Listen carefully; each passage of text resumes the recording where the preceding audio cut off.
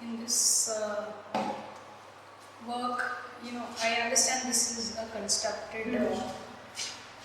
kind of a memory of a fountain in this land, and also this exhibition, Pottery House, and this body of work is about a layering of memory. So can you talk about how this came up, this transition of a remembered object into a space which you didn't see it when you were, you heard stories. No? Yeah. So the object that you see is the same object in the film, but the scale is very different because the object is coming totally from a verbal memory. So I always heard the fountain in my conversations with, and that too not intentional. I mean, just I know that the object was there, but never saw it there. And there are cycling stories around the fountain as well. So somehow the idea of fountain, I told my aunt to draw it if you can. But she can't draw, so she explained it was somewhat like this. So accordingly, it ended up happening to be like this object. But if you see the object here, it's like, of course, because it's completely from an abstract memory. So you will see the frozen part of it in such a way that the insert of the landscape also changes when the fountain flow changes. So the water stream is kind of frozen, and the detail of the land, the detail of this part is layered with the same documentation of the place, but through in different time and different angle. So basically the idea is to the overlap is in such a way that the way you remember the detail of certain. So when you travel, you know the land, you know the landscape, but the way your eyes move is very different than the camera moves. Yeah. So the way you remember it when your eyes move, you collect certain things and certain texture and certain a piece that you worked on in certain ways. So the insert of the layers is happening on the basis of that memory. That you remember certain texture in certain way laid on the same place, but you will remember it closely because at that moment you thought that texture and the memory kind of overlaps that earlier memory. So this is also the same land, same piece, but again inserted from another memory, another layer of memory. So that's how the whole. So there's a kind of distance between all of them, but at the same time when they come together, it becomes one landscape. So yeah, and it's also kind of heart shape thing, which has just become like a frozen heart in the fountain. So yeah. First, I'd like to talk about this work because this has such a beautiful painterly quality, and it's also a hand of somebody you remember, or it could be this hand has a very near kind of associations. And so what is this image about? Can you just because this is actually against skin of a sofa. So this is a little strange, but at the same time, memory, the way it stays in your mind and as an image from different times. But you know that you remember like great grandmother's hand with probably a ring in it, and the ring was like that. But the hand, I always remember as a lot of wrinkles on the hand, and the hand performing in certain ways and feeling the skin of certain places, objects, and so there's a movement, but at the same time, the movement is also related to the feeling of the surfaces and texture around it, and understanding me doing that kind of understanding the same structure or the skin and that. So that is again prosthetic, but it comes from that imageries of memory.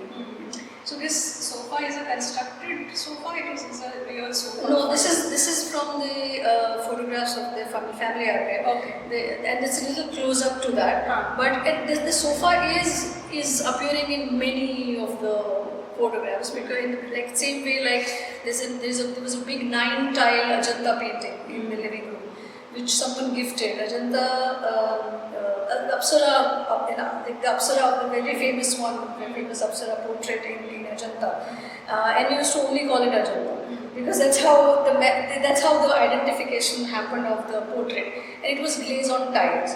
So whenever you think of a passage or the setting up of sofa, that portrait immediately comes. So it's one of the assembled objects in the living room and feeling of the surfaces. So actually, all the objects that you see here is not just about how they appeared, or of course, there's a reference from the photographs, but there's a tactileness to it, which is very important to then put forth and to feel, and not just making a visual, but the visual also has a construct of that as well. So have I touched it?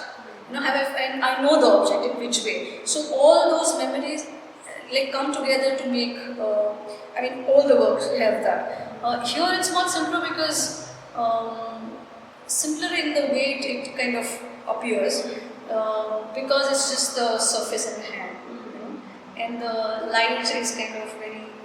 Not day, not light, not night, not day, kind of. And again, the cinematic experience was important for me. So that kind of that was a part of the process. And the other thing that really intrigues me is also the way you use material. Of course, your body is a material as part of your work, but also, for example, this image is of your aunt, a photograph of your aunt, and then you have this layer of yourself, the reconstruction of a lot of the clothes and that photograph. So, we're talking about how, when you are recreating this, you are looking at the way this material or the sari from another time, another memory, appears on a photographic surface, and then that. So how is this textural aspects that you draw in? Because there's something that you are painting, you are recreating. Yeah, all the costumes that you see in all my works are created by me, and when the costume is very much a part of a conceptual processing, and then becomes the physical processing of a project. So materiality and how you're going to use it and make costume into is very much a part of the initial process of what you build on. Here, it's like to match the image, but at the same time you are becoming a part of the photograph. Yeah. So it is not about becoming that person. It's again you and the others and you and others in you, and what you're seeing is a part of you. So you see that the painting also refers to the bromide surface, or the sticky surface of a photograph with the 70s and 80s of pink and orange, the way the object is surviving now. So the fading away of the image, the silkiness of it, but also has a plastic because it has a surface of a photograph. So how much it remains a silk and how much it remains the sculptural plasticness of it. The painting comes from this. So what is faded, what the fold is like. The blouse material is different plastic. The sari has a different fold of plastic.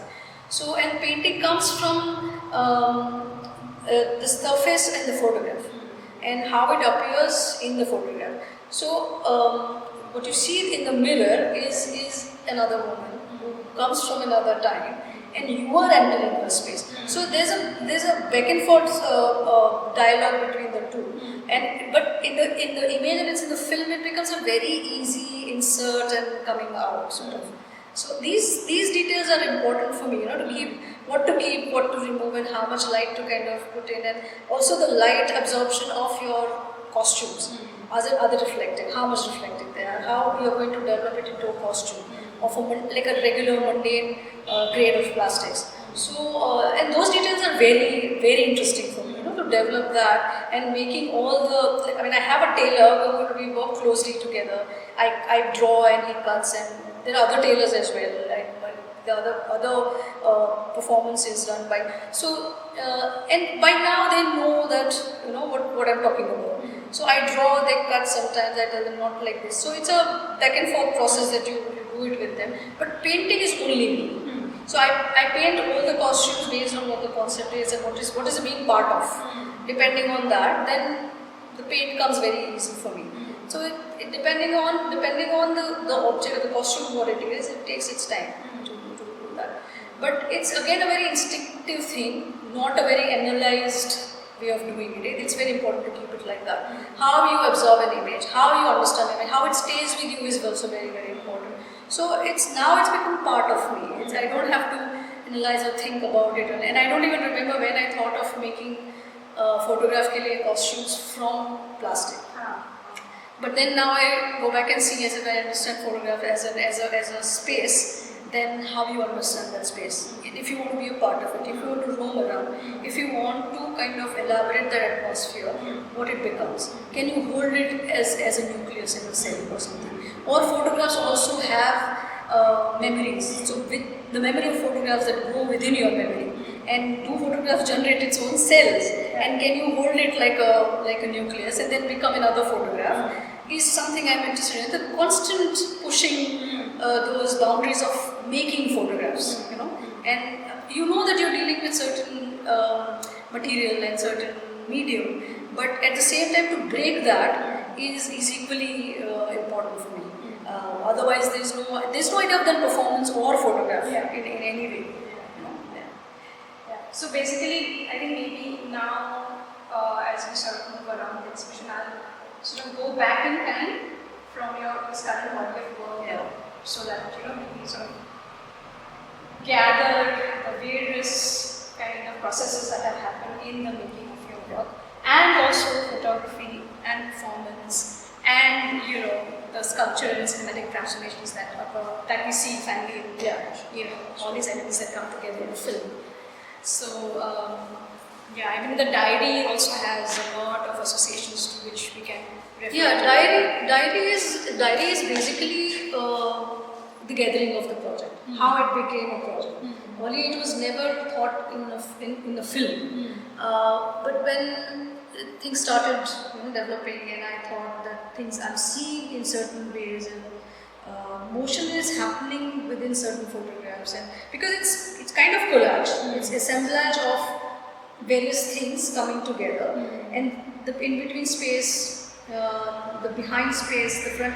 How am I thinking of dealing with it? So then later, I thought that why not a moving collage or something that works for then and there and becomes a live collage or a story or like a travelogue, which is multiple collages. So that's where it started from. Mainly the drawings you see here is all transactional and explaining the theme to what I want, how much it should be, what should be the measurement, how it should work, how the color should be. And before it goes on ground and you do it and show it to them, this is all basic understanding of how it should be. And sometimes the process is difficult to work with craftsmen because you think that you have said certain things, but what comes from there, you question that, what did you say? So that's a very back and forth process. Even mixing the color of a certain tone sometimes takes days. The specific kind of tone that you want and all of that. So this basically like an overview of that process, which is in a very minimal way, that how 3 parts of the project happen. Like initially when gathering of the town and the place in the town, the context of a bit of history of the home, life around it, people around it, because family people, I had to find them within the other people, because it's a huge estate, and all the time people are coming in and going, and it takes a while to see that this person is that and that person is this while growing up, and it's an initial stage of your life, like early, like you're born and then 15 years of your life. So this is basically gathering of that, the town and the place, and then what is the correlation of town and the estate, and then life around it, and then while coming and seeing these photographs and going back to the memory has other kind of gathering things. So basically it's about that and some notations here and there, and finding some strange stuff around the unknown, unexplored places that you thought, and you figure out, okay, but that was that. And like we had the strange part, we had those specially made wooden tongs to catch snakes. Oh. Okay, and they were differently designed. All of them were different design because the snakes are different, and the way you can gather, if the snake is stuck in some place, that design is different. If you catch it from the ground, it is different.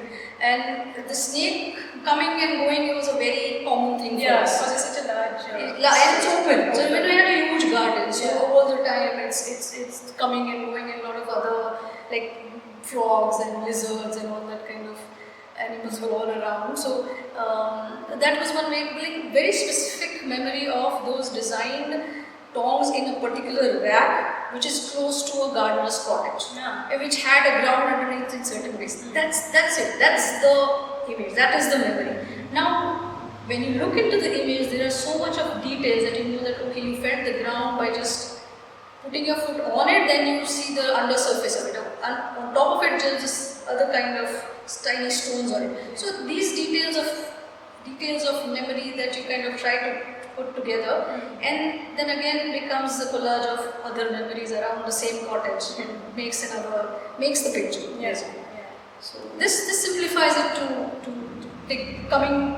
making these 2-3 things together, and how it gets established on one image. So maybe we can also this whole thing is very fluidity, no? Aspect of fluidity is very intrinsic to your work. So it was really nice to just walk around and actually discuss through the image a lot of the layering that is part of your process. So I think now what I'd like to do is go back in time in terms of your practice and try to unlayer a lot of ways of working that have come to where you are now. So having known you and your practice for over 2 decades, and particularly also Bombay being a choice for you to move from your hometown to the city, and you joining the JJ School of Art to study painting.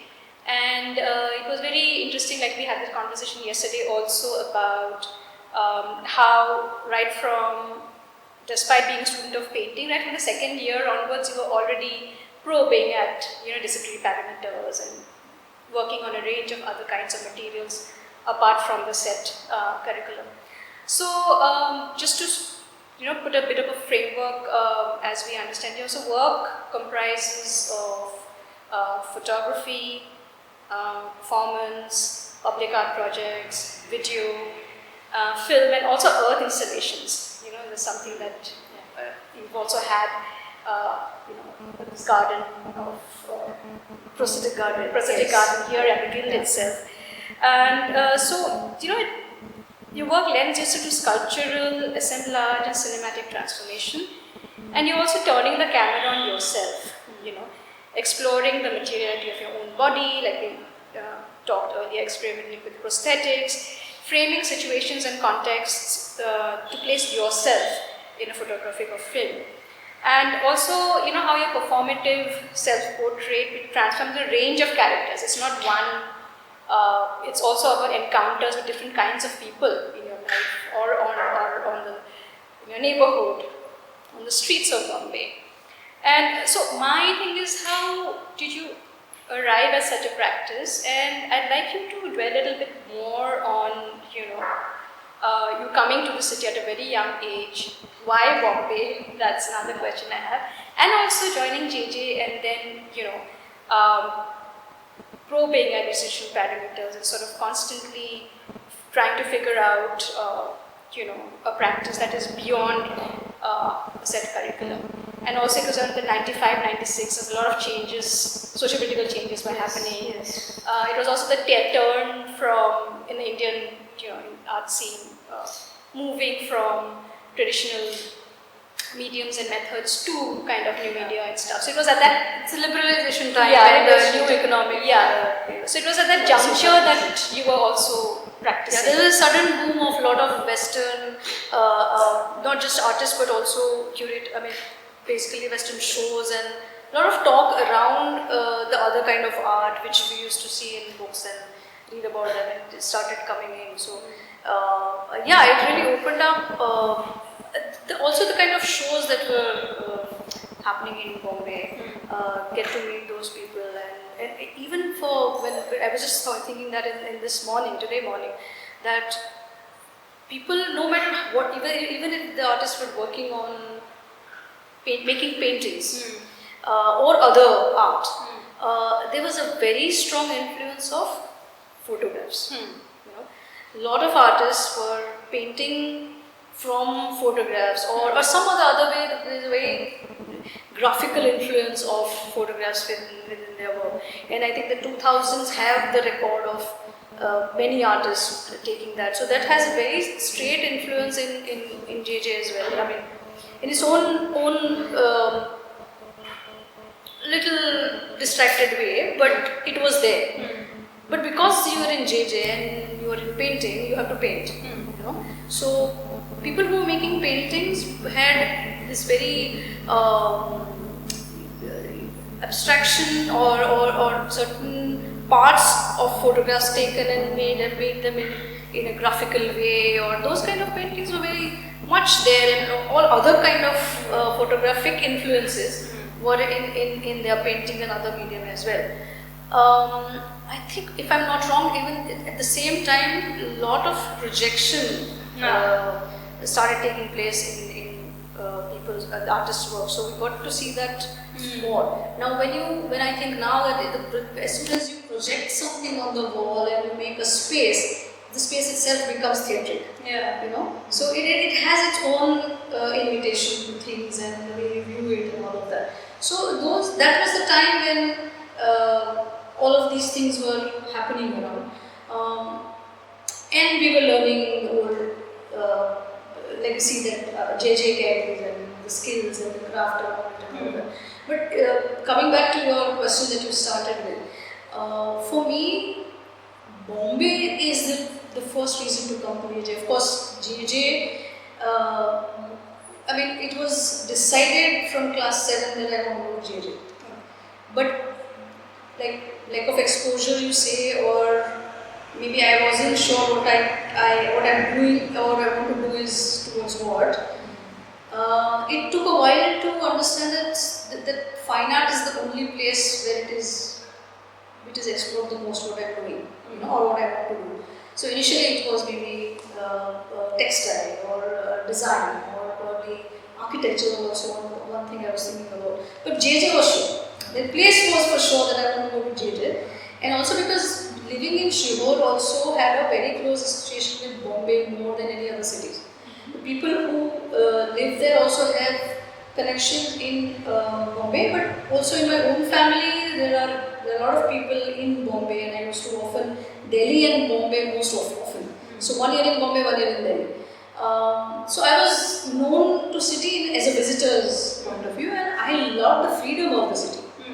So JJ was of course the best place to be in, that was a thought, and second is that what is better than Bombay?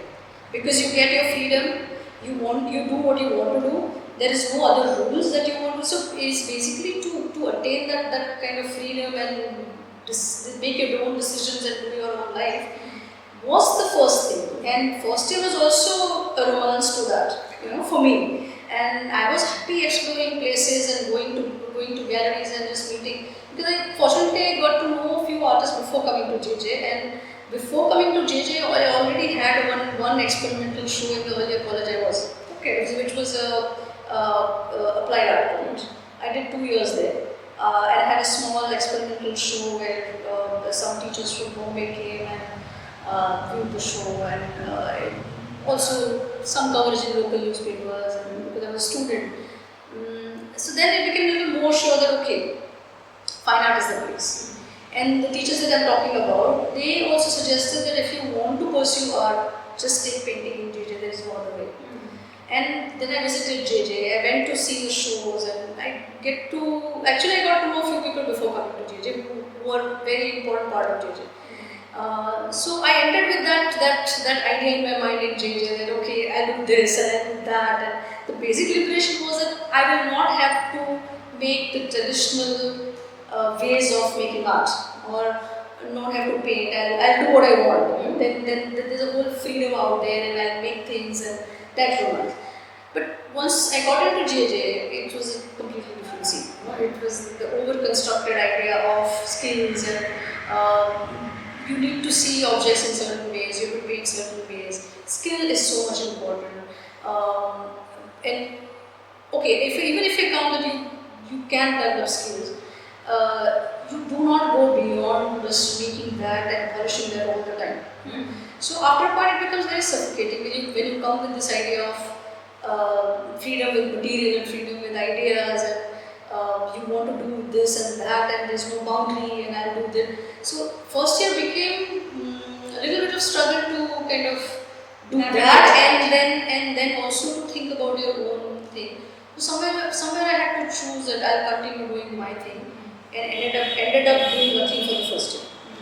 Somehow managed to kind of pass, and the second year the scenario was different because second year we got to choose what you want to go into, and with some difficulties I got into painting. But in that, because the teacher in second year was not too strict or not a very course oriented thing, there was a freedom to do things in your own way, interpret subjects and given topics to you in your own way. So my first kind of performing piece physically in front of the teacher as an assignment happened in second year. And there was a short poem or a text, a short text I wrote, and then I performed while doing actions with the fruit which was given to us as a still life to draw and to make out of it. And I made a performing piece and performed in front of him, and whatever stayed on the table was the assignment. That was the first time when I did something. It had a bit of theatre also.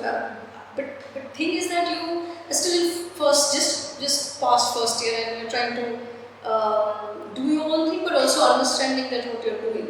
So it's not much about theorizing something, but at least have a fair understanding of what you're doing.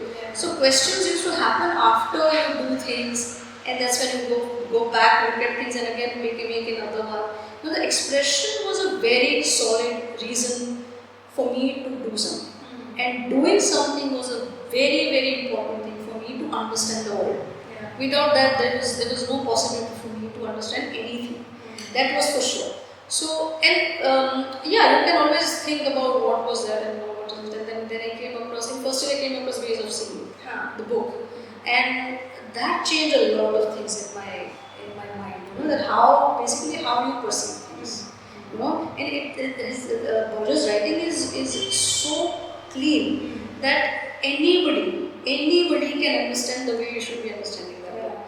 And so even now when I deal with first year, I show them Ways of Seeing. And so that was the start of first and second year. And second year also I did. So by experimentation with material or medium, I entered with that concept that there is no boundary to it. So I had to go other way. I had to go other way to fit the curriculum, all the things you were asked to do into my way of doing. So it was a different kind of negotiation, but the experimentation with all other things, and whether it's installation, performance, and pushing the materiality of things, and all of that was there, a part of my working from first year itself. Yeah, and I would like to insert here that I think your first sort of exposure to the arts was the performing arts in Singapore.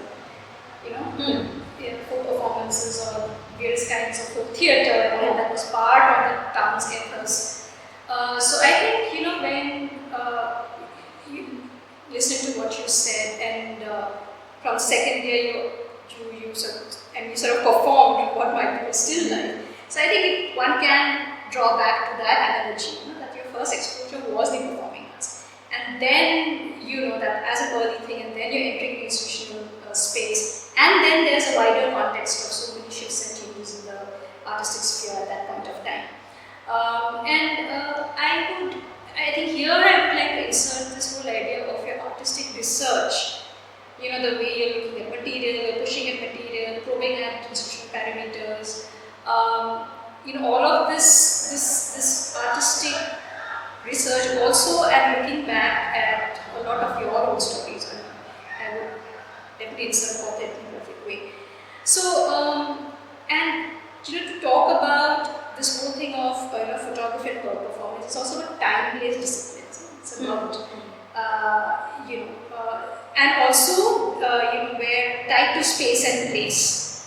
Because if in the context of the exhibition that we are thinking, time, space, and place are exceedingly important. And then when I look back at a lot of the early work, that you've done, this thing of time, space, place, body, and also your body as the material in kind of navigating all this.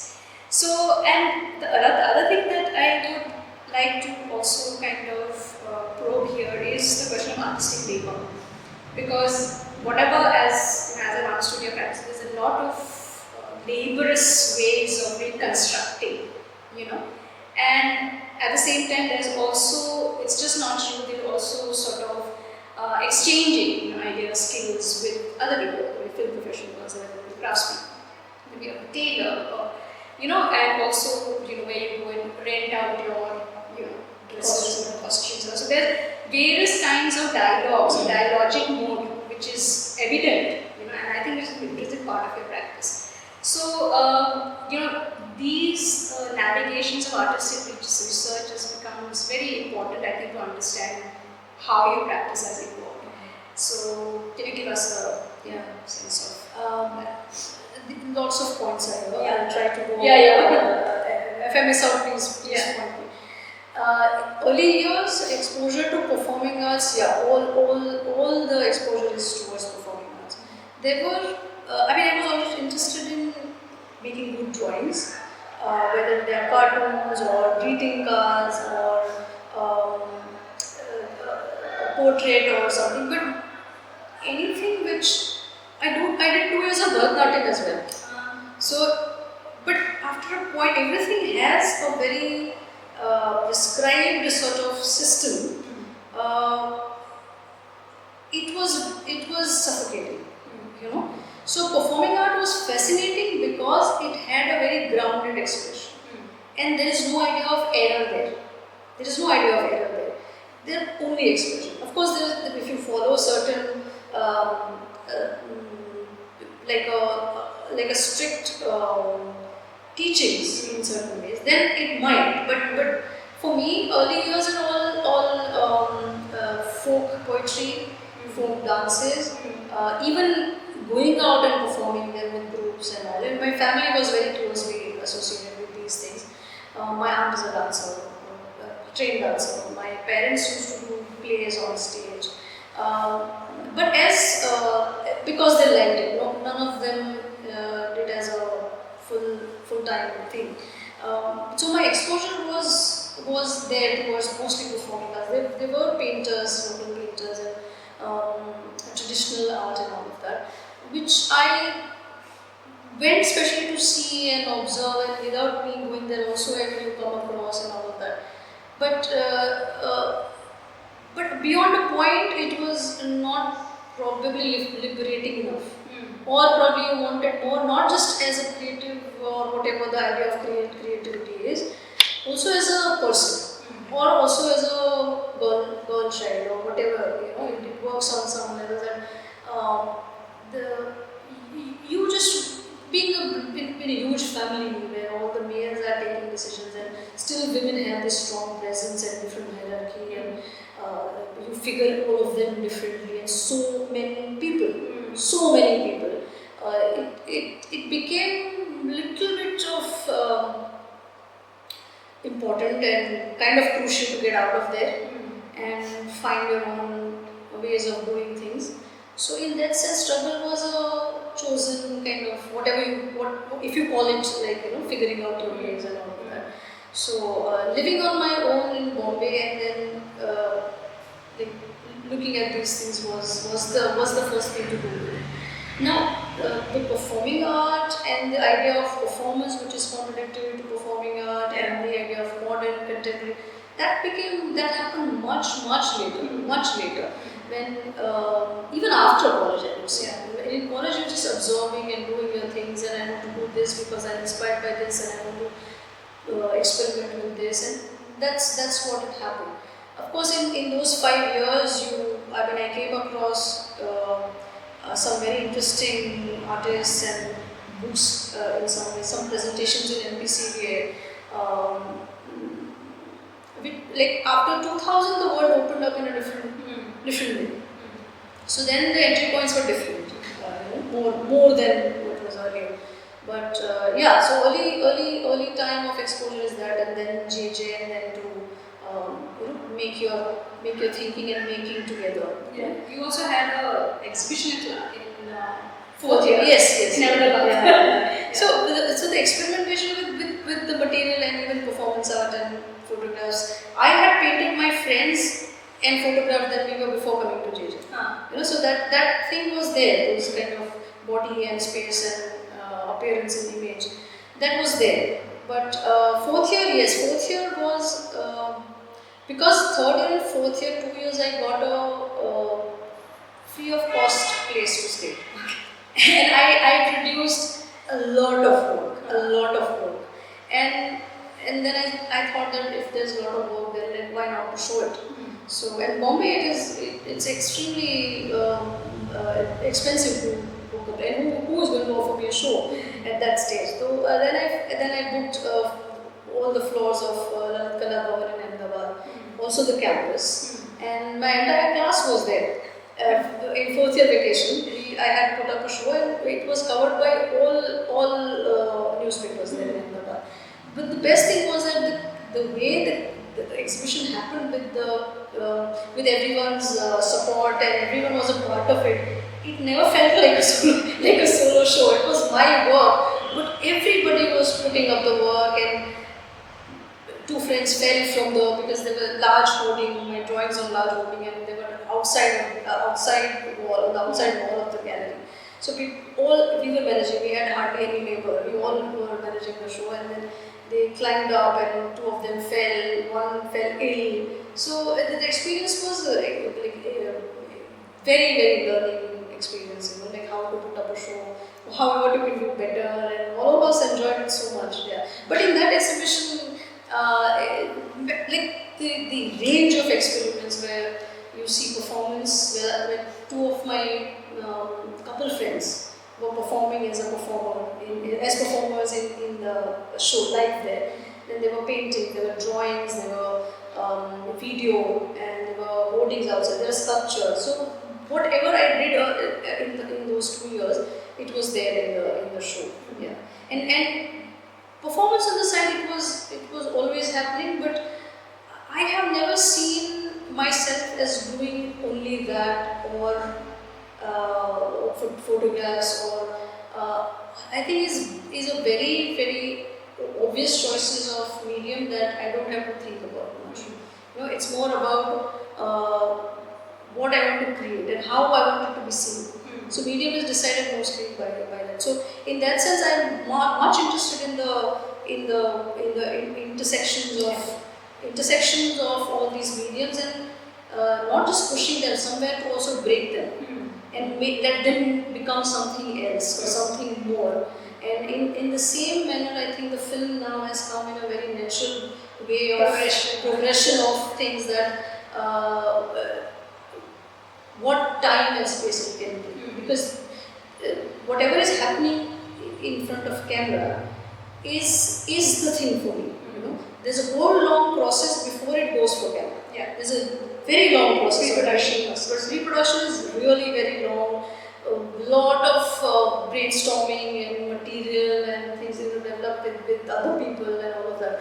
Once it goes for the camera, I think it becomes the most sorted out sort of stage.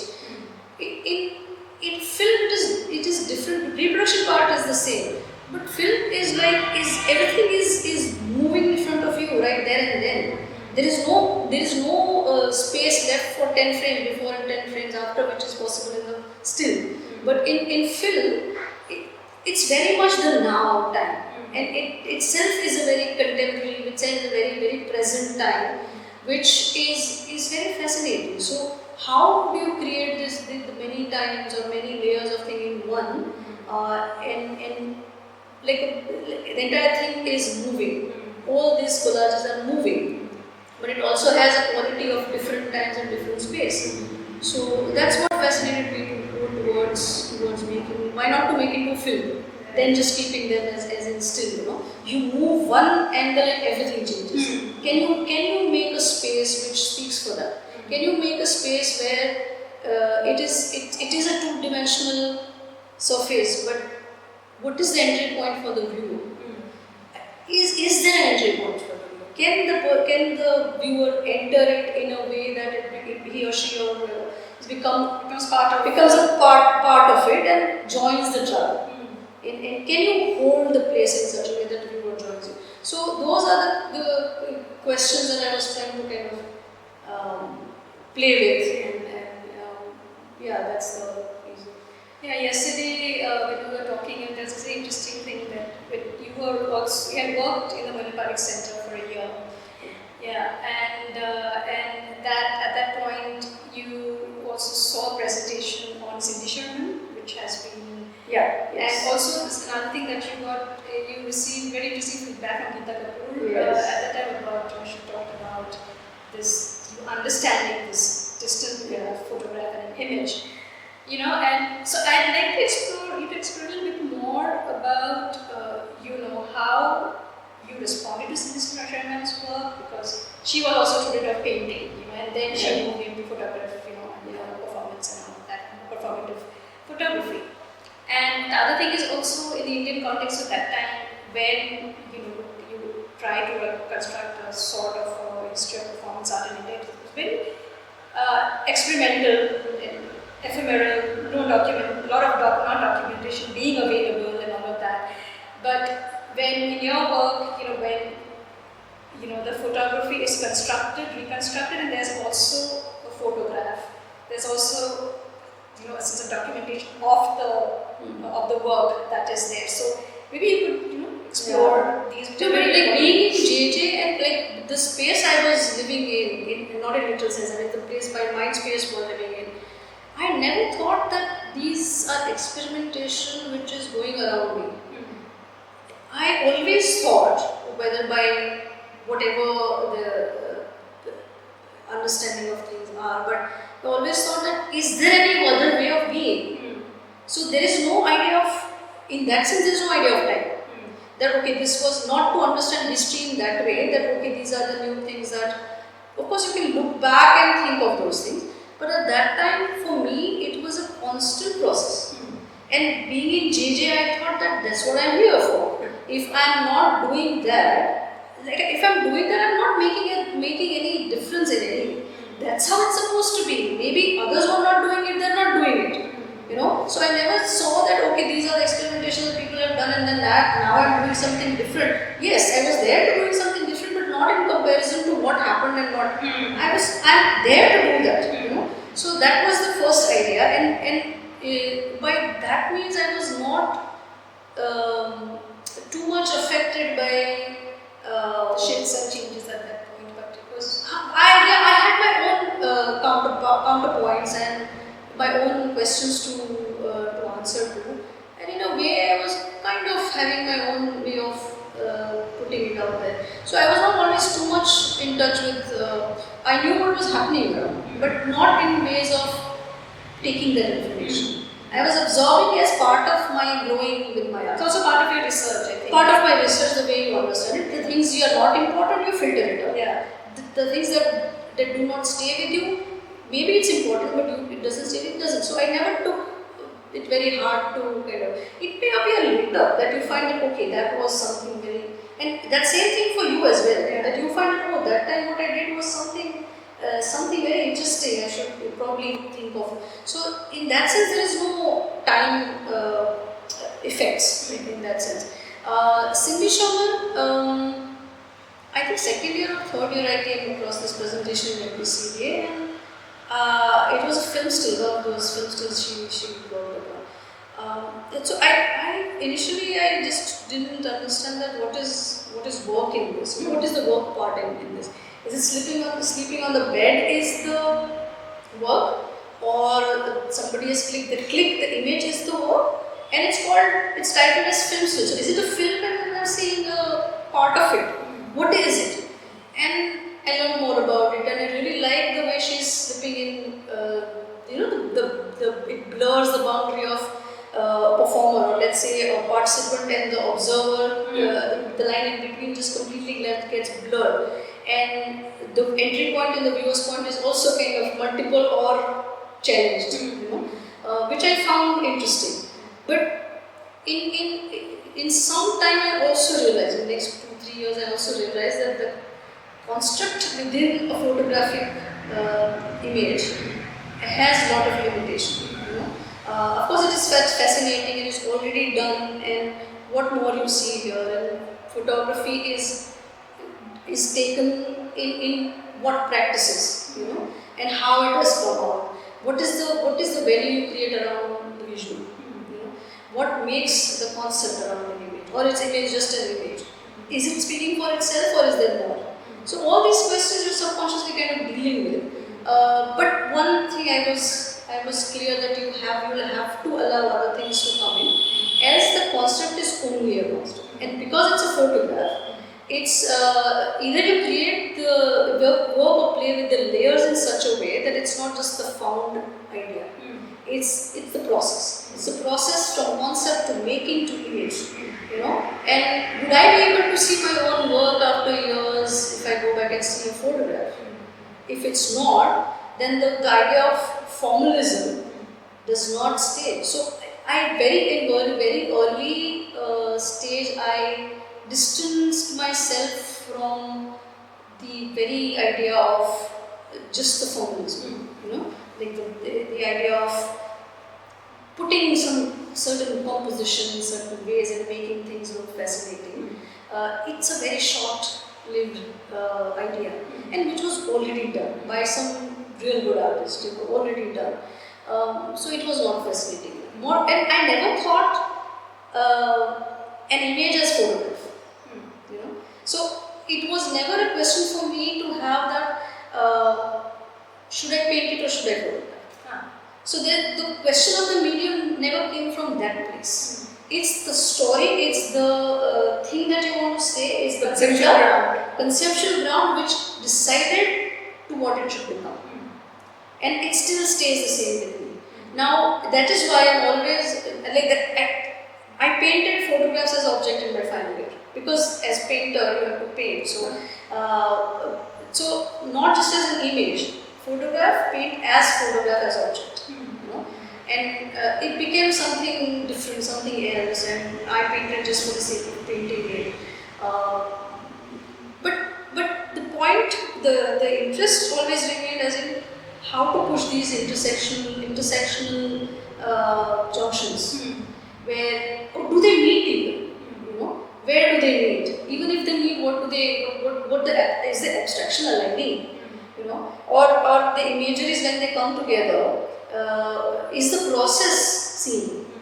And what is it? So the entire idea of making an image is always the other side of a camera that if I'm using a lens-based thing is just to kind of document, use it as a tool that will capture things in certain ways. Never a question of whether it should be black and white or color, whether it should have these tones or not, whether the composition should be this or that, or that is a very given idea embedded within your conceptual thing. You don't have to bother about those things. Then it's just an image. But I was always interested in making the process very elaborate. What camera captures, and is the labor behind it eases out in the image. Is the image becoming in a way so accessible or not accessible responding to its conceptual construct, that the viewing becomes obvious. It doesn't, it only allows you to bring it close and then see the layers and figure out that what are the things within there. And every time you see it and you find different things, or it's just one flat image, you know. And that is why I find only photograph, as photographers photograph, I find it not viewable after a point. It can work for certain, okay, you know, you can be good at that, you can do that, but nothing more artistic in that, I think. And it doesn't require much work in it, you know, I feel. But having said that, I also do extensive process work, you know. Sometimes it is a lot done. And sometimes it's even after doing a lot, a very elaborate, you make the entire thing for camera, and it just comes out in a very simple one way. And you have, like I've always also been asked by people that, oh, but you know, you can create this with Photoshop. I said, you can certainly do it, but once you have this, you know, if you can't create nuances within the conceptual image making in your own process, then it's limiting. It's the moment of viewing something. It's the moment of realizing something, a moment of recording something. But that moment, the image that happens, it requires that kind of elaborate process of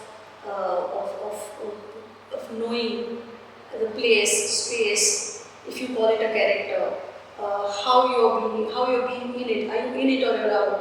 Are you at the frame point or you're inside of the part? What is the scale of it? So all of these questions are part of building up abilities. So that process is very, very interesting.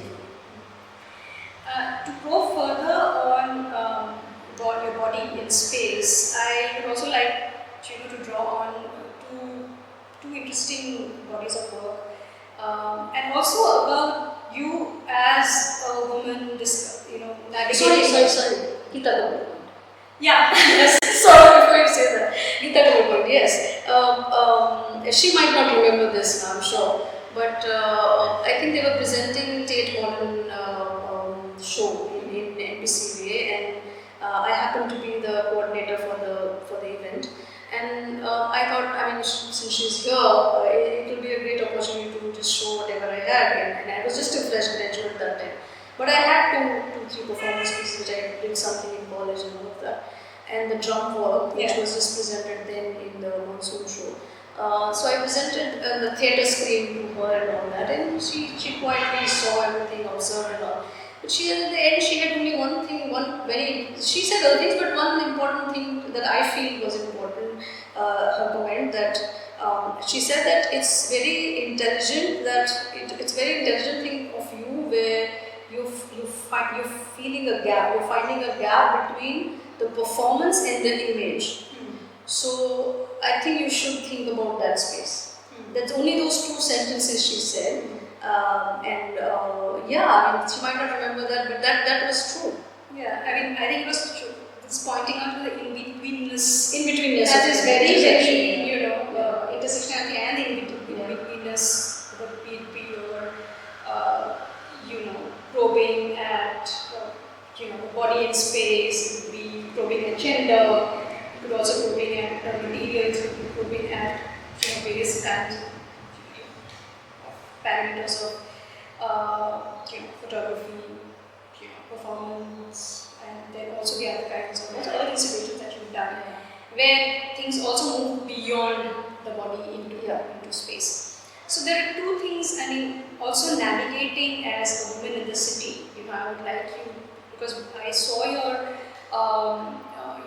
very early work, the body in drum, that performative piece, which was, I think, soon after you completed your JJ practice. That was the final year of JJ. Final year. So you were still within the institution, but at the same time, it was like quite close to the institutional parameters, and then you go beyond this institution space and you start performing in a public space, and also this negotiation of the artist and people, which is very important. Who are the people you encounter in the city, and also your insertion of as a woman into the city and what that navigation is, because. So I'd like to ask you a little bit more about this drum work, because I think that's a very important juncture of again where you're pushing at parameters of disciplines. So that was the first city performance, and that's where the street comes. I think that's the first work where street comes in, roads come in, people appear in the image, and you become part of others.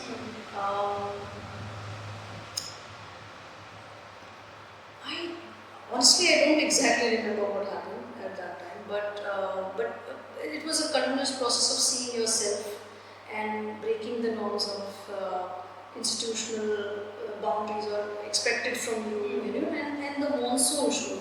We were asked to produce something for a monsoon shoot. Asked to produce or some works from your final year to monsoon show, and that was the first presence in the outside world.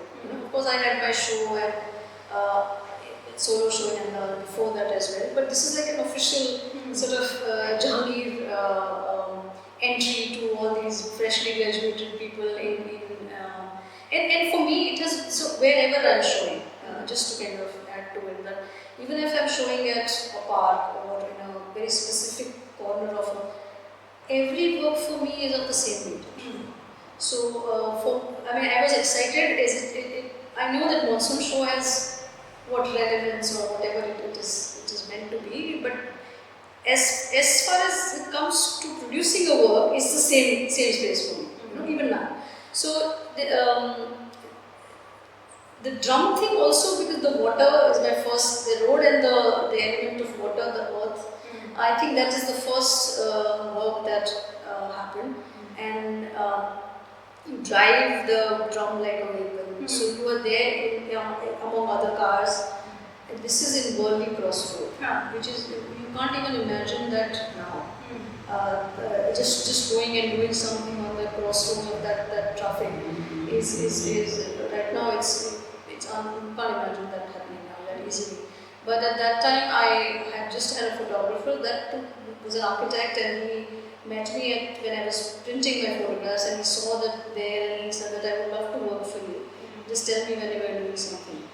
And I was just a final year student, and I contacted him. He was already working with the other group of architects. And he said that, yeah, let's do it. So he and another assistant and me. The water comes from the next door petrol pump, and when the ride happens, it just happens. So some things are captured in photographs. These are manual photographs. This is all manual photographs. So I'm also moving the drum with the sticks and all, but that somehow is not got captured really well. So I chose a few frames from the contact sheet and printed that. But the whole thing was going on for a while, and you're navigating through that vehicle, water drops down and you fill another drum. You go in it, you come out of it, out from outside, it is translucent. All of these things, as an image, you see much later. But at that point of time, it's going through that, and doing that was an important thing for me. And also there's a kind of ease on Bombay streets, I feel. There's an ease there. And also, first instance, the body in public space. Body in public space, and also that you do not have to worry about who you're doing with. Or think too much about who is your viewer, or everybody is a viewer, or who is responding it with what idea. And the junction is in such a way that one part is industrial, one in opposite there's an art gallery, and on the main road there are all traffic, all kinds of people are walking in. So it was a nice junction to have this variety of place and people. And that was a kind of first experiment I did on the street. And the images were quite, I wasn't expecting exactly like this, but that's what happens with the performances. It works differently than making an image. So yeah, to come from this, thing of placing yourself, your body in public space, I'd also like to bring out the theories of the gaze. And one important, very very important element of the book, how you have constantly, probe that modes of gender, and so there are these theories that ascribe to the male gaze and power and that way to visual signifiers of different what gender representations might be, And I borrowed this from Gloria Humphrey, 1975. So I want to ask how and why did you, sort of flip gender in your work?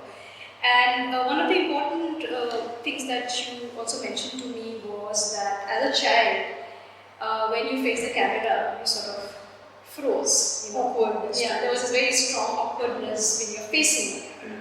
So when in your work itself, you work through these various characters, it was also sort of relief to dive into these characters and then face the camera.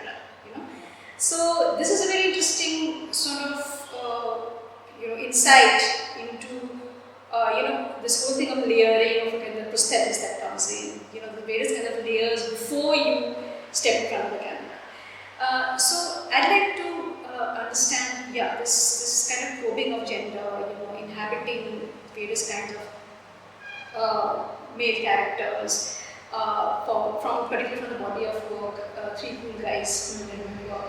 You dressed as a young male person standing under flyover or at corners of the city and all of that, and then actually also navigating what it might be to occupy a public space, of how a male might occupy public space than how a woman might do. So these things are very interesting because body and the city and probing at the gender models. So how and why did this because again it points out to the various kind of crossovers that is constantly happening, whether it be material, whether it be mediums, whether the body, it will be gender. So on a very base level, I do not actually see boundaries and to me these are very. So body itself is a very fluid thing. It can become whoever you want it to be. But at the same time, there is a construct. Gender is a construct, and also the way you are being seen is another construct. Now that can have a range of it. Okay, I have always been interested in the bend of gender, and without being confined in. The problem is the extremity of confinement and the expectation of for a gender to be in a political tool way. If the fluidity kind of allows you to tell the stories or becoming part of people, and people live in you and others, and you live also in others. These are if that allows you, then that's the bend of your work. And it's not only talking about that or this or this, So, of course, there is a political struggle there. I'm very much aware of that, and I identify those things. But as far as art making comes, for me it's important to these observations to be embedded in your ways of working, ways of becoming, ways of performing. It's not the external thing. It's not something that you just put on your face. Of course, it can enhance and you can add those things and build a story or drama around it, and theatre around it. The city is anyway full of theatre. City is a theatre. Yeah, city is a theatre, and if you observe, if you allow to kind of have that out there, and Amrita will live in. labor is an important part of our lives in various forms. I'm not talking about the class. I'm talking about the place that we are in. The place where we live in, the place the way we are, is like it's the reality of it can actually kill you. And that's when art is becoming it becomes far more important in its role in society. So when you're addressing or when you're working towards a performance or building a character, which I stay away from calling it a character, because there's a layers of others and you and world and you and all of that. So there's no ultimate gender or a character to that. And I cannot claim that, oh, that's somebody else and not me, or it's only me and some. No, there are layers to it.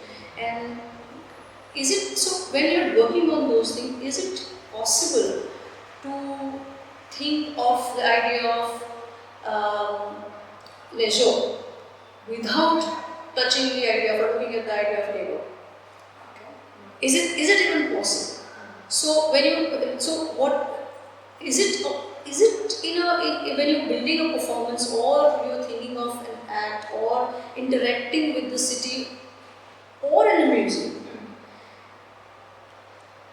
What is that idea of this leisure exoticism I mean, what is a performance as an exotic idea?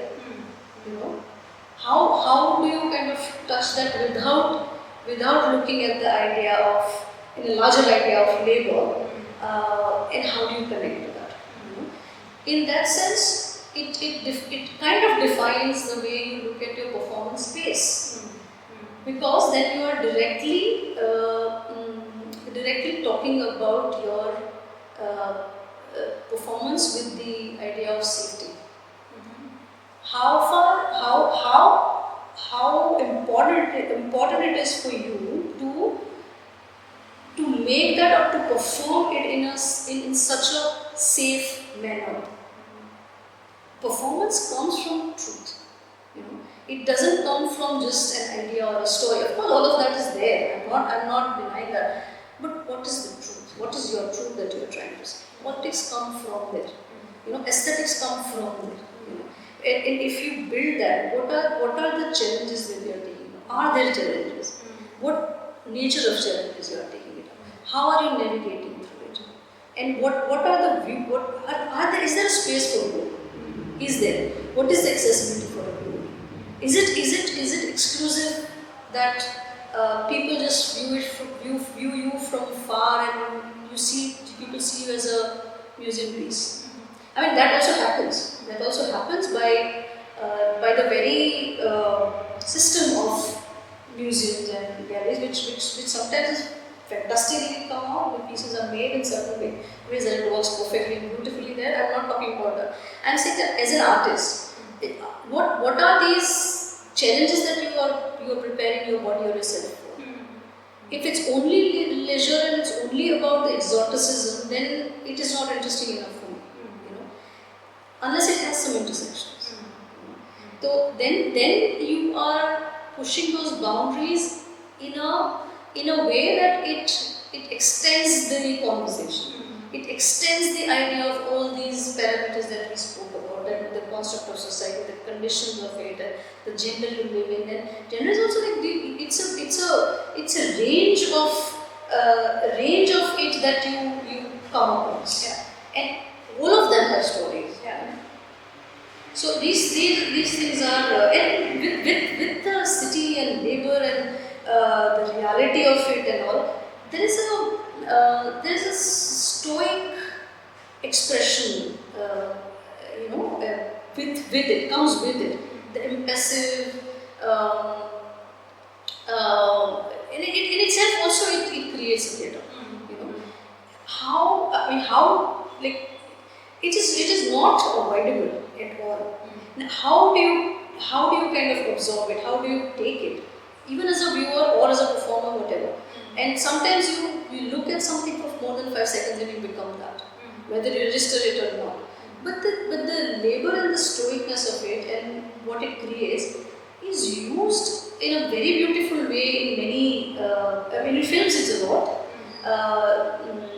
Even in theatre, if you see the early part of theatre, and a very interesting way to look at it is that when the earliest part of theatre was presented on streets. Yeah. You know how the idea of stage came up. Yeah. You know how people become a part of doing something and becomes a part. What you see is becoming a part of community, and they become one of you. Yeah, the idea of theatre also. Yeah. So and later in all our like Sanskrit theatre as well, if you see there's this expression there. There's an elaborate sort of impassiveness, but theatre around it, and that's how the life extends through that form. So those notations are very interesting to kind of work with in a performance. I'd also like to push a little bit more with this question of labor and your body. So when you're sort of inhabiting a lot of the people that you encounter within the performative space, I see a lot of marginalized bodies also.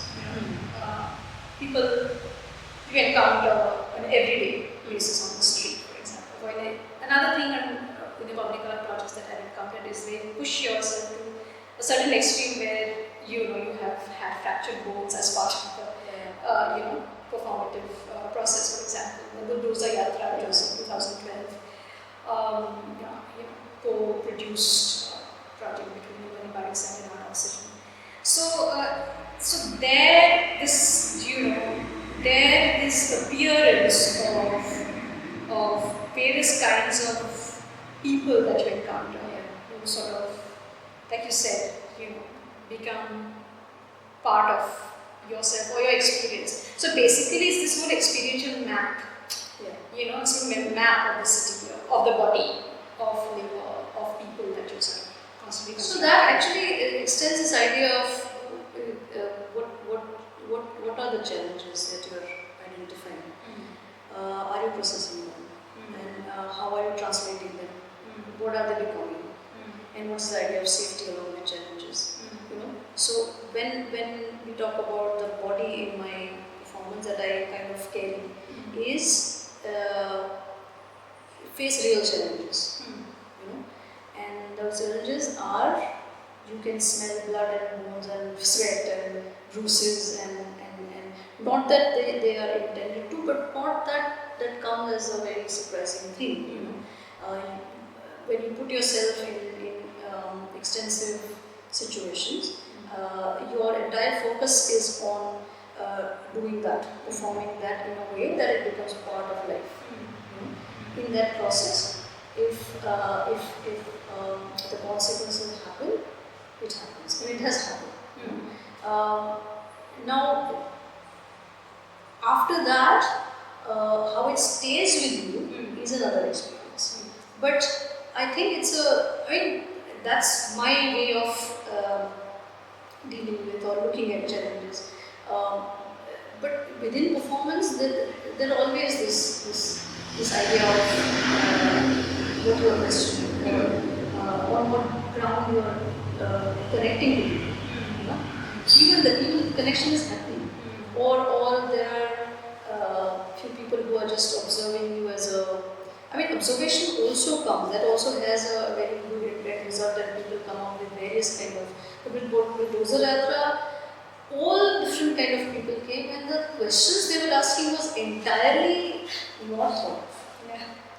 Not thought of, like policies and. I mean, I did not think, and I'm happy that those things happen. It's not coming from the conceptual way, but the whole idea is to open up that dialogue where other people can pull it through their own references.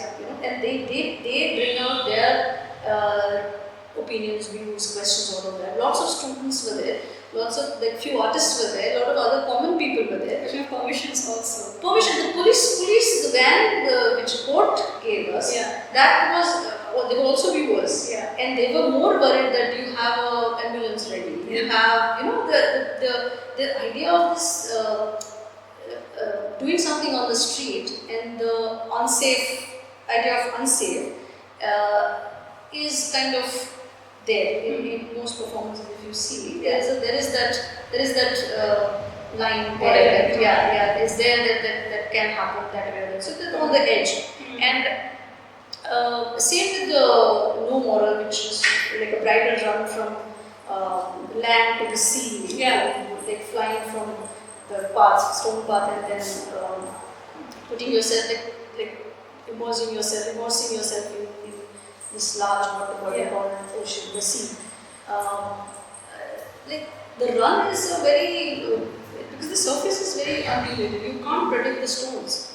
And I had to lift my foot before the stone reacts. So the run is very, very much like that. And there is always a chance that I may fall at any spot. And in the end, how far is the water line and where till what point the land goes is not a calculated or protected sort of idea. So that has been there in the world. That's been there. Also, the objects that I use in my performances is I'm very, very particular about what objects I use in. Also for the sources, for example. For sources, also if the objects have been there with me, or what context it has been there with me, are they used? What are the sources of getting them? Are they new? All of these things matter a lot.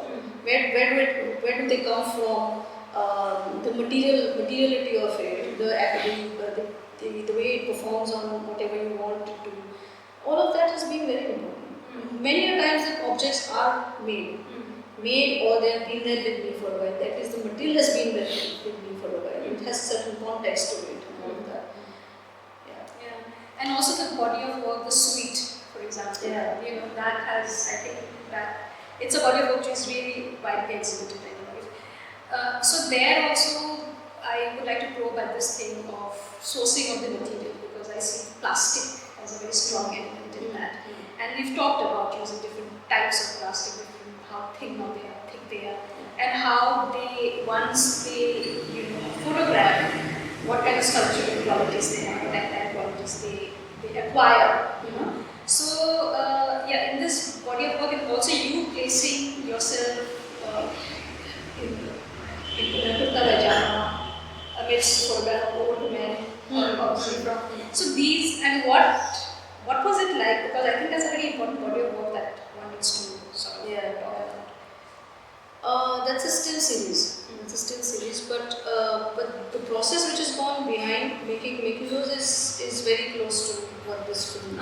But this is much larger and much more than that. But making each object and even the screw and the knob of the cart and everything, making the assemblage of the two-dimensional and the three-dimensional, the distance and the person and where the camera is the camera accompanying it, is the camera becoming part of it, is the camera only giving it or accompanying it in certain ways that it becomes the picture of different various perspectives. So that is always been the process. Now materiality, the idea of material comes from a very experience of the photograph itself. So whatever photographs that I randomly click and I have them, and for that matter, sometimes it could be any photograph. Of course, when you make a body of work, you put together and references and you build on it and you know where it can go and then you do more and all that. But when I just click photos, I'm not too fussy about it.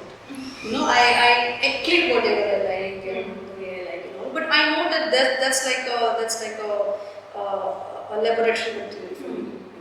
And when I go back, when you go back and see those images, or like as an album, or the time it comes from, the quality of the print, the colors, the time that was clicked, and now the way it is, all of that decides the skill.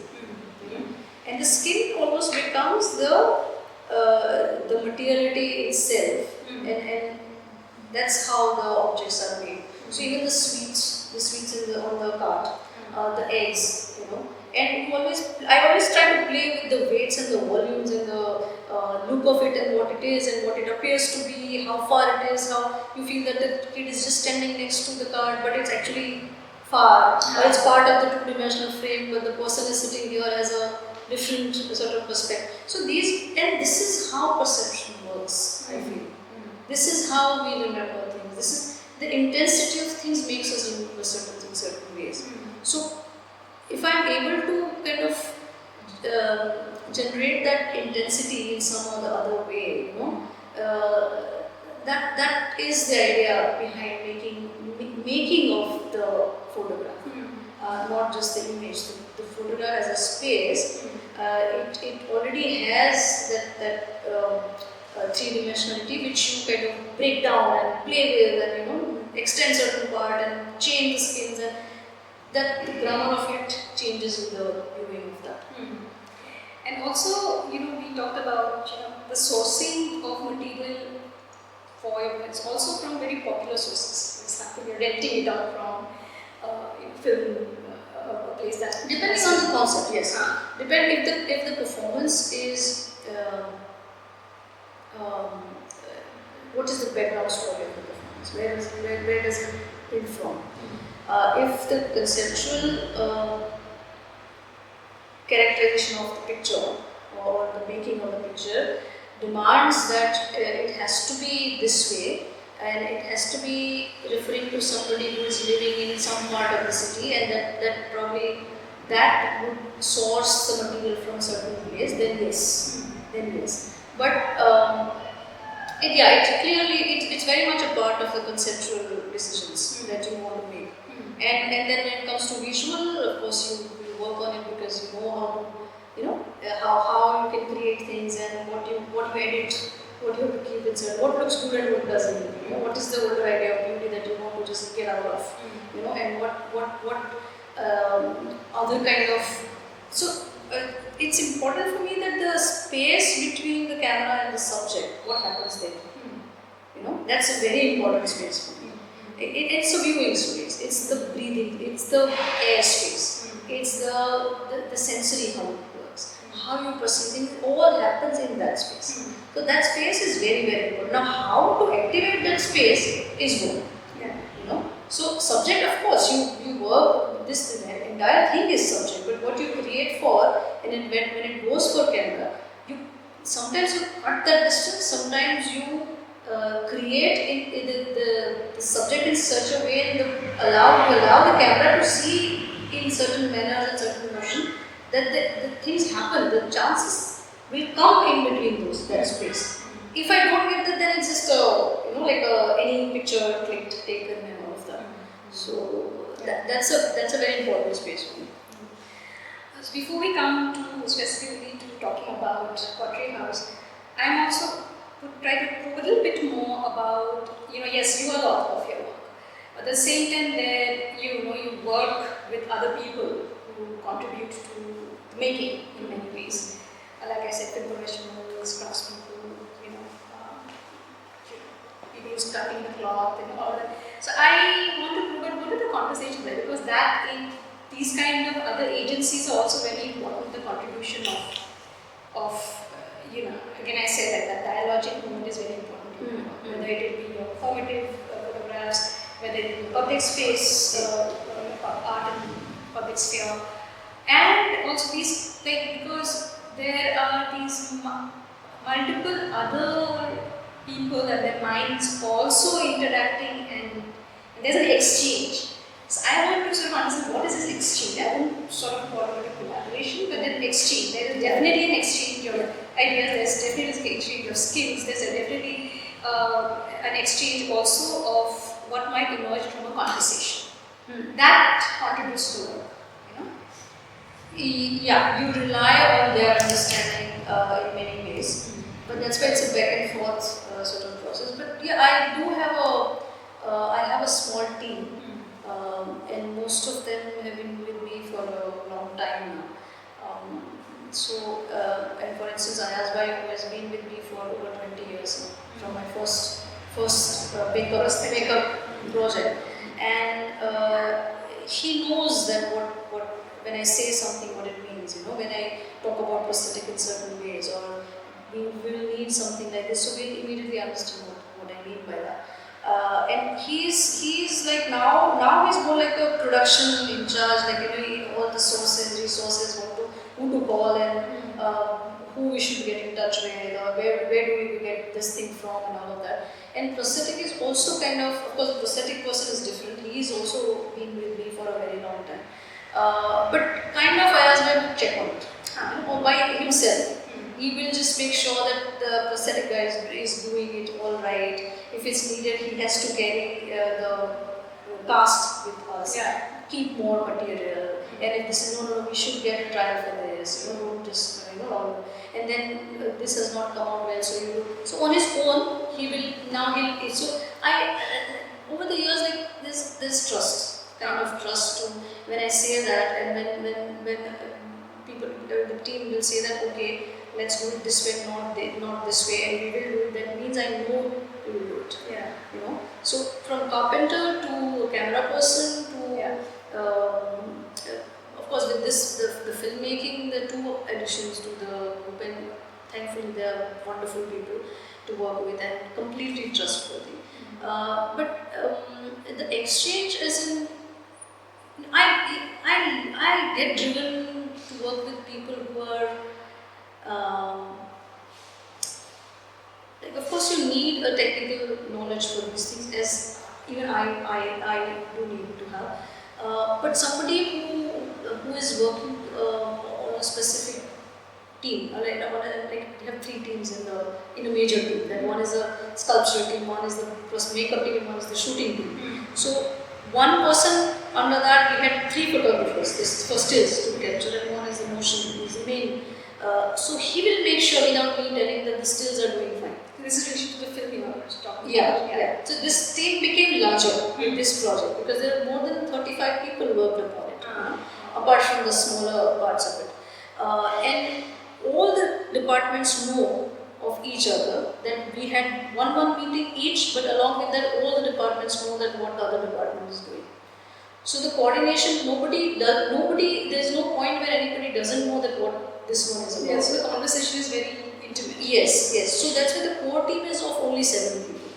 But all those 7 people will make sure that they know what is happening in the other department. And the camera person will make sure that, okay, but tell me what is happening to this skin, or tell me what is happening to this part of the prosthetic. So there's an involvement which is not just job oriented, and that's what you mean by what is the exchange. But also, for me, my natural inclination is towards somebody who is brilliant in the technical knowledge, but at the same time very curious and open to see. Let's see what it gets, what emerges out of the process. Out of it. So this conversation and I would like to, this exchange is also a very, very intimate process of like this exchange with the team. So I think that is an important element, because it's also about, for me, this dialogical elements, conversations, and how they sort of come together across your body of work is, for me, is a very important, because you're talking to a lot of other people. And like you said, working with that is important in terms of also as your position as an artist. When we were having lots of meeting with the camera person who has shot the film, he has been involved with the project since it was first on paper. When it just started shaping up as a film project, he was throughout with me in the entire, from choosing a go down to put the objects, from there to the shooting place, the land that I'm talking about, and where we are going to put it all there. So the shooting area. All of that has been a part of. And then later, how it develops is that even smaller decision makings about this works and it doesn't is a very exchange thing, And of course, on the making of it, we had our fights towards and because it comes from a I need gimbal, I need this tool and something. Sometimes you also kind of shout that have you ever hold a camera in your hand, that kind of thing. And many a times I myself do it and see it and show it. And so it's a very interesting process that the person is curious enough and open enough to see what I'm doing and what we can get together. That is important. Rather than having the aesthetic idea of something has to be shot in certain ways, that doesn't work with me. So it's not just a purely individual process. That's what I'm trying to also. When it comes on floor, yes. When it comes on the project starts shaping up, and of course there's a vision there. Yeah, absolutely. Yeah. But you also get to see that what are the possibilities with this. And set, like the way you create sets on paper, and when you actually do it, there's a lot of translation of scale. Yes, what works for them. And sometimes you thought that so we had this 35 feet running screen, but when you shoot it, it becomes this. It becomes this. In a motion film, it still has a little different, ways of coming out.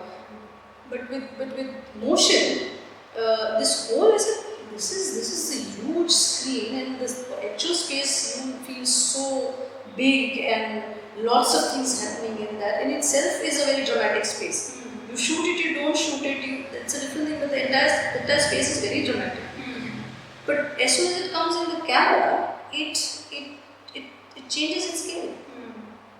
So to see that and learn that through this process in filmmaking, is like quite fascinating. Now you know that if you want to work something on a city scale, and then what can actually be more dramatic and what not. So So to come to the question of this current body of work, so your family history is inseparable from the history of the Korea estate. yes. And Seahorse in Seahor, and so we just to give a context to whoever will listen to this conversation. So your family occupied a house in the Korean Pottery estate for 4 generations, spanning about 42 years before it was demolished. And so it was also named after the Kuldevi of the royal state of Bhatnagar, and the pottery plant was initiated by your grandfather, and there were also people from the town who were part of this factory. So, as I understand it, this land is under dispute, under legal dispute between the state and the former factory members, and but also there's this history of the Korean estate having a lot of infrastructural changes and development to see more. And so, in a way, beyond this infrastructural thing, there's also a very, very deep connection to the town's cultural ethos, social and cultural ethos. So, one thing I would like to sort of probe is also your work has always been this probing of home, belonging, also the idea of traveling back in time, where time and space becomes so important. And also questioning territoriality, because once you're going back to Seahor, now it no longer belongs to you. So there is the act of trespassing in a way, and the act of exploration and excavating. I would agree with excavating memories of a desolate land that we see under the photographs.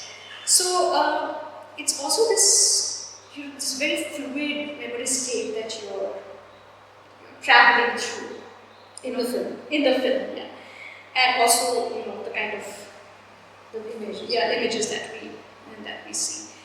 So it is apart from this whole memory of you being a part of this landscape, there is also a recreation of a photographic atmosphere. It is about air, it is about those flowers, it is about the people that you've having part of your growing up, and also who do you remember, and the kind of people who have inhabit the film is also this gardener or this other person who was part of coming.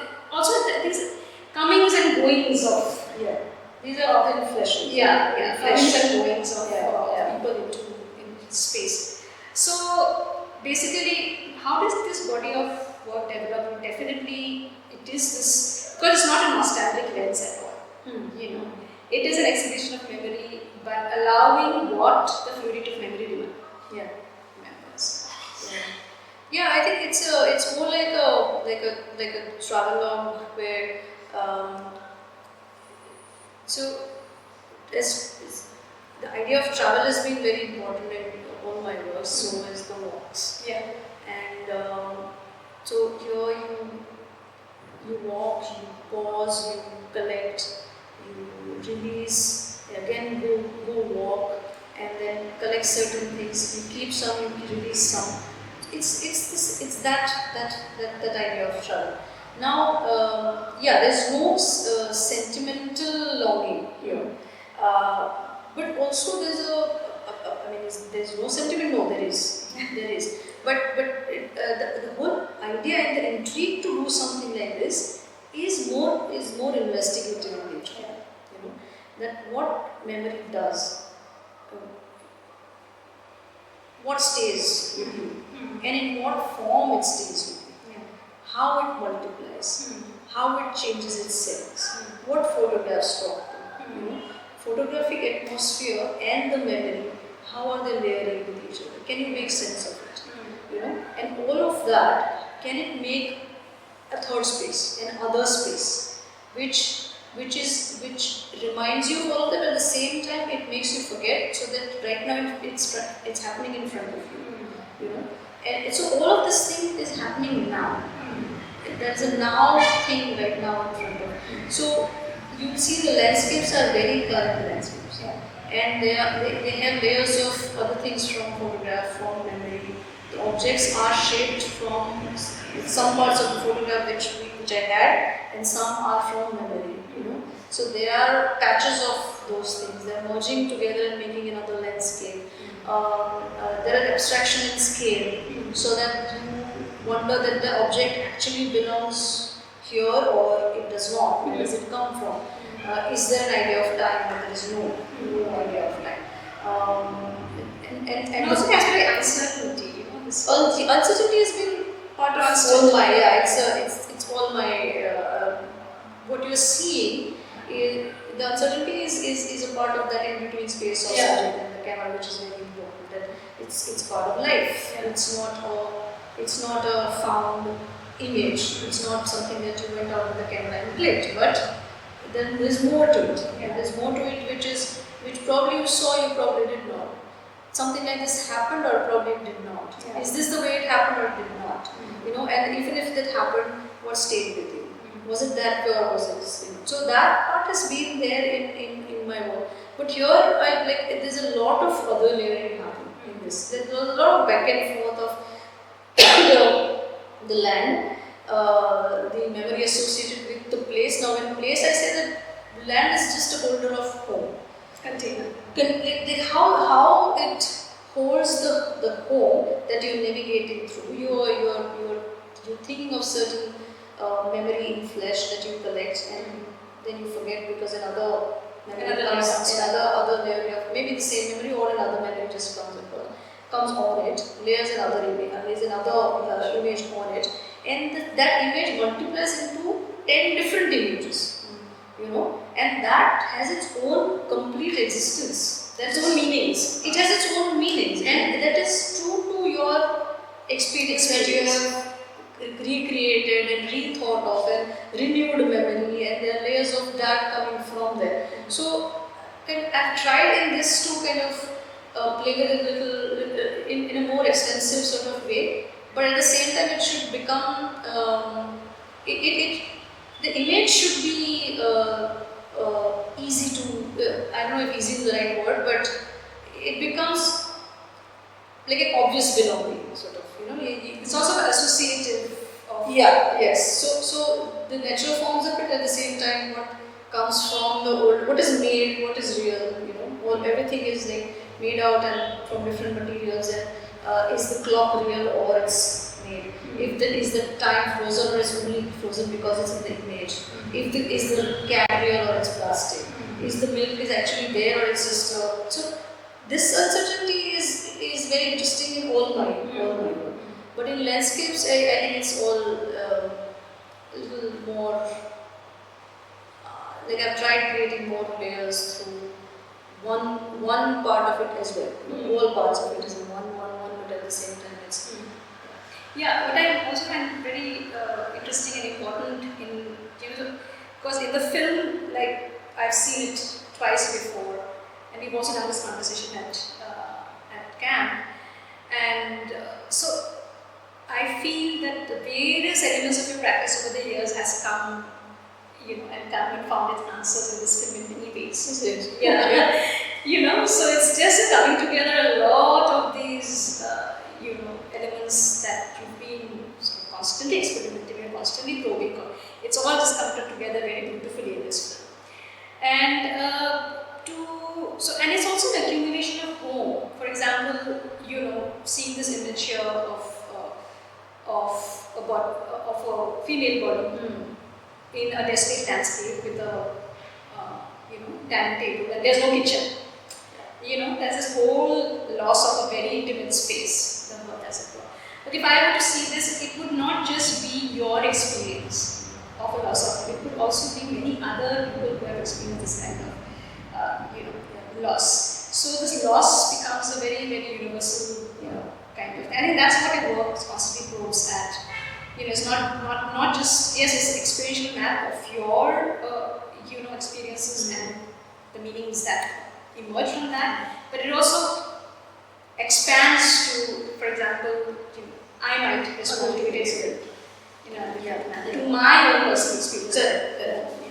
So this is what I think this exhibition has done, at least for me, and it's really, the film is brilliant. So I would sort of try to conclude our conversation today. We've talked a lot, but I think a lot of very intimate things that were not discussed in our earlier conversation came through in this. A lot of detail at camp. At camp. At intimate details that have. So the last thing that I would like to probe at is, how after Chibu's 20 odd years or over 2 decades of practice, how would you position yourself? Or what might be your position as an artist? And also the fact that you're not just practice an artist, you also teach, you also do various other things, interdisciplinary, multidisciplinary kind of engagement that you've had. And also your position in relation to this body of work, because it has a specific, history, of your own family history.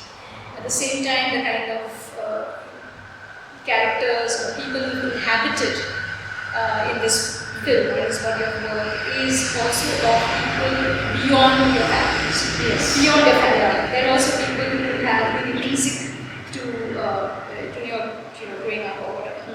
So what is your position? How would you place yourself? So I know that there is history involved, and this home involved, and the people, and the place what it is, and all of that. But all of these things are quite distant as well. I see it from this point to then that other point, and it is not about childhood. It is not about past. It is not about only that, or the home, or the people, or the landscape, but it is also about this.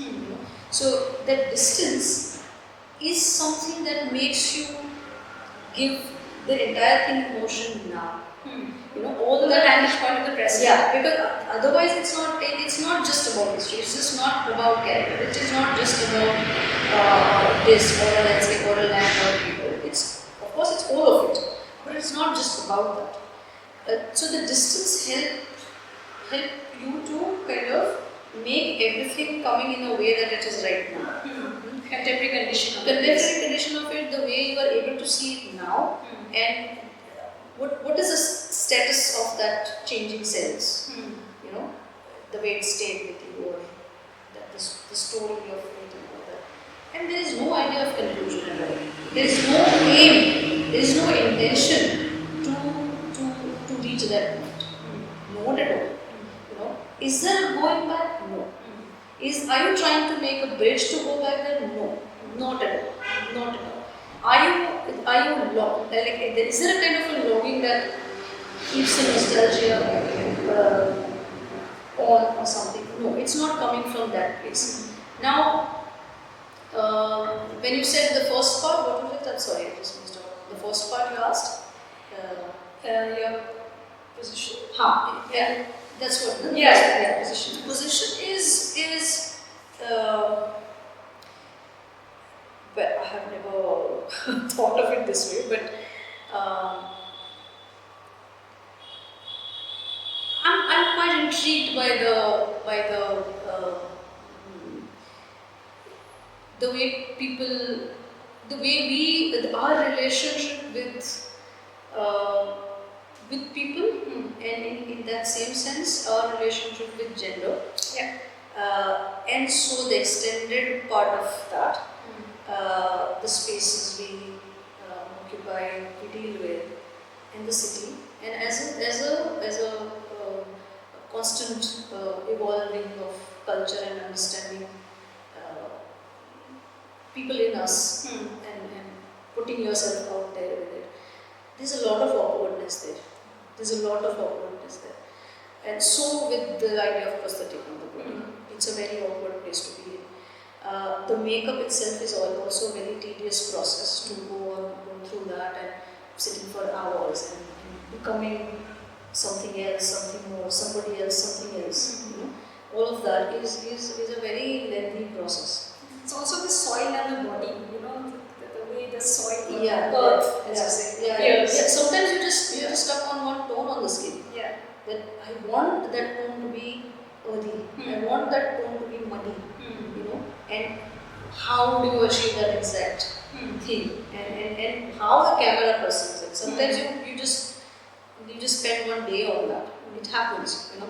So the position in a way that the way I navigate the surrounding or the world that you see is coming from these challenges. You know, it hasn't been easy for. Of course, the understanding and adaptation of things can be easy because I'm an artist. I think in certain ways, and I know things in certain ways. And I understand the alien feeling of certain things, certain place that I know or put myself into. But that constantly challenging myself and my body and the idea of performance, you know, and also to push these intersectional boundaries and what it can become. That's the constant question for me. What it can become. Like after this, I'm already on another film story that I wanted, and it's like it's premature. It's a little premature to say things like that, about that. But it's a very fascinating out and out dancing city. You know, where, as I said, reality can actually kill you. The only way to deal with it to dance. You know, and what is that dance like? What is this bulldozer coming again as a political sharp tool and taking over our lives? So the edge is for me. The edge is like, okay, before the life bulldoze you ride the bulldozer. You know, and what about the whole city riding 10 bulldozers and making a rally, or what is it dancing in the city like? You know, how all of us as a working force, which everybody is turning into, all our cities are turning into workforces and nothing more. How do you deal with that? And it's an everyday thing. It's an everyday thing. It's sometimes it's a fight. Sometimes it's a conversation. Sometimes it's a drama. Sometimes it comes out as mere sitting, just sitting in spectator, as a spectator, or just sitting and like a bland, absorbing body and just being there. So they're all different ways, different things that you put yourself in. Some things get framed, some things don't, and some I wait for those enlightenment moments that you have this solid accumulation of push or the thing that it has to come out, and it's a very much a part of your practice. So you have that time, you have that process and place, and there comes the time where you create something which has these boundaries pushed and make other people also part of it, is the idea right now. And after making this film, I have also figured out a lot of other things which I never thought of while making still photographs. I had created videos before, but this is a completely different kind of investment on all scales. The things that the process that you work with, the tiniest detail that you have to navigate through, and problems that it brings, and all of that. But at the same time, it's so fascinating because the challenges are different. Yeah. And this is still in a studio. Yeah.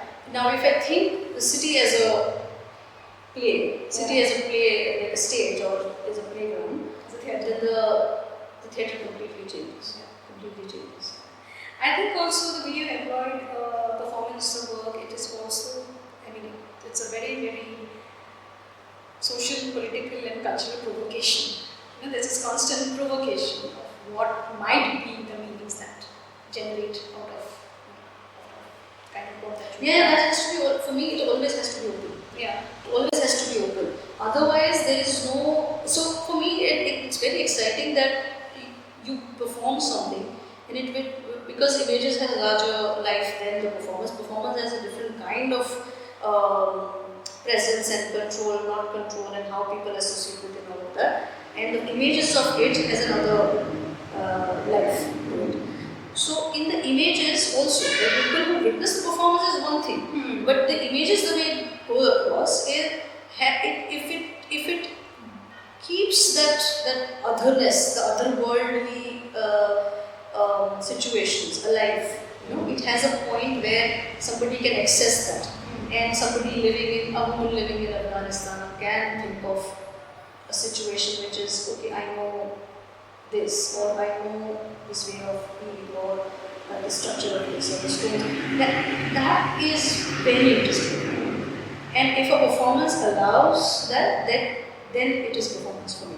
Otherwise, it just becomes an image. And if you're thinking of creating a performance for an image in your mind, then you rather create images, do not perform. So, performance is a completely different liberation for an artist for me. And images allow you in different ways. Of course, the images of the performance can have a lot of stories within that, and it has to allow that. It's very important. And finally, to tie up, our long conversation, I think there is this whole very, very strong political stance that you have. Also, as an artist, who has worked, right from about 1990, late 1990s, very actively in a different political climate. Now the political climate has changed. So from the 2000s, and then from the last 10 years or so, this political climate has changed. That navigation, as you bring, like the symbol of the bulldozer, as you think, how it was in 2012 or something, and then it speaks to the current climate now in a very, very strong way. Very strong way. So it's also about this politics of class, politics of gender. This is I think also it's about politics of love. Yeah. Because this I think is in line with the position of painting practitioners in our current climate. And I think we can close our conversation today on this. You have something else to. No, I get what you're saying, and bulldozer is making much more point now. It has become much more powerful than. And also the title, bulldozer yatra. Yeah.